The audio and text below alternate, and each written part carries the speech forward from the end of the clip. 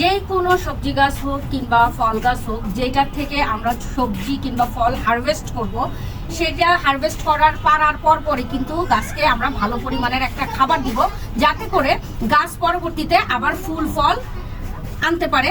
কারণ গাছের যদি শক্তি না থাকে সেক্ষেত্রে কিন্তু গাছ ফুল ফল আনতে পারবে না। তো সেই ক্ষেত্রে মানেই হচ্ছে সবজি পাড়ার পরই হচ্ছে আপনারা এই টাইপের একটা খাবার দিবেন। আমার বেগুন গাছ, তারপরে হচ্ছে দুন্দুল গাছ, শশা গাছ, এগুলোর জন্য কিছু খাবার তৈরি করব। আর এখানে আমি 4 কেজির মতো গোবর সার নিচ্ছি। আপনারা কিন্তু চাইলে ভার্মি কম্পোস্টও নিতে পারেন। তো সাথে দিয়ে দিব প্রায় 100 গ্রামের মতো এই যে হাড়ের গুঁড়া, আর প্রায় 200 গ্রামের মতো, এটা 200 গ্রামের একটু উপরে হবে, এটা হচ্ছে সর্ষের খোল। সর্ষের খোল কিন্তু আমরা যেহেতু এখন বৃষ্টি, ভিজা পানিটা ব্যবহার করতে পারবো না, সেক্ষেত্রে আমরা গুঁড়া করে দিব। আমি ভালোভাবে শুকাই নিচ্ছি, 200 গ্রামের মতো দিলাম। আর ক্যালসিয়ামের জন্য দিব এই যে ডিমের খোসা। এর পরিবর্তে জিপসামও দিতে পারি।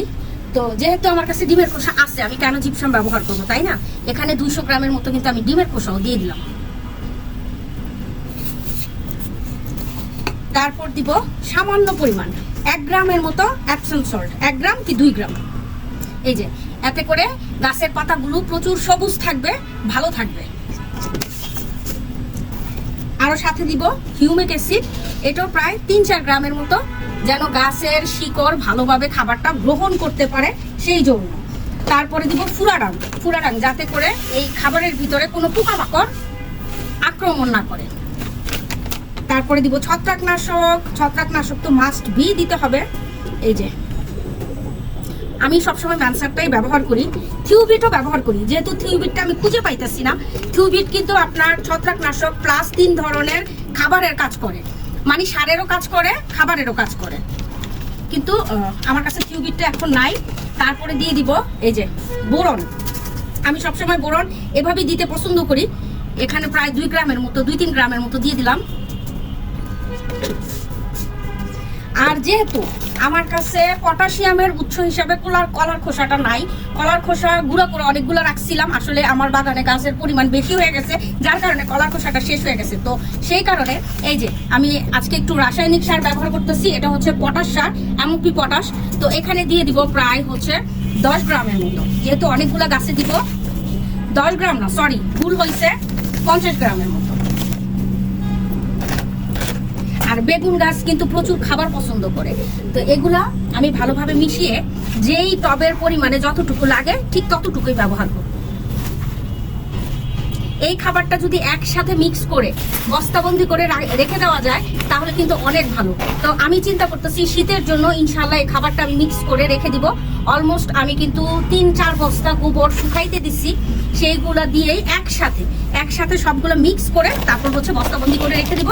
যখনই প্রয়োজন হবে তখন ওখান থেকে একটু বের করে আমি গাছের গোড়ায় দিয়ে দিতে পারবো।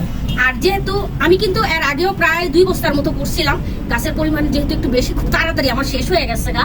তো আপনারা এভাবে খাবার রেডি করে বস্তাবন্দি করে রাখবেন, তাহলে কিন্তু প্রতিদিন মানে প্রতি সপ্তাহে আর আপনাদের পরিশ্রম করতে হবে না। এই খাবারটা যে গাছের জন্য কি মানে বলে বুঝাইতে পারবো না। আর জিঙ্কটা আমার কাছে নাই, জিঙ্কটা থাকলে আমি জিঙ্কটা দিয়ে দিতাম। জিঙ্কটা আমি মনে হয় নিচে ফেলে আসছি, কোথায় রাখছি আমি সঠিক বলতে পারতেছি না। হ্যাঁ, ভাগ্যে থাকলে আর কি, এই যে জিঙ্কও পেয়ে গেছি। এটা হচ্ছে সিলেটেড জিঙ্ক, এটাও দিয়ে দিব প্রায় 2-3 গ্রামের মতো। জিঙ্ক কিন্তু গাছের ফুল ফল ধরে রাখতে খুব সাহায্য করে, ঠিক আছে? তারপর গাছের ক্ষুধা বাড়ায়, জিঙ্ক গাছের ক্ষুধা বাড়ায়, খাবার খাইতে সাহায্য করে, ফুল ফল আনতে সাহায্য করে। জিঙ্ক অনেক ভালো একটা খাবার। তো আশা করি আপনারাও উপকৃত হবেন।